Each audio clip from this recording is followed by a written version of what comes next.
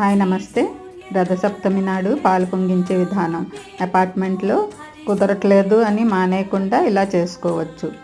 ఆవు పిడకల మీద modern authentic వేలో పొంగించుకోవచ్చు. కొత్తగుడ్డ మీద నీరు జల్లి బియ్యం అందులో పోసి శుభ్రంగా తుడిచేసుకోవాలి. అప్పుడు ఆవు నెయ్యి, చిటికెడు పసుపు కలిపి బాగా కలపాలి బియ్యాన్ని. ఇప్పుడు పాలు పొంగుతున్నప్పుడు సూర్యనారాయణమూర్తి పాలు పొంగినట్లు మా ఇల్లు ఆయుష్ ఆరోగ్యాలతోటి, పిల్లా పాపలతోటి, ధనధాన్యాలతోటి పొంగి వర్ధిల్లాలి అని చెప్పి దండం పెట్టుకోవాలి.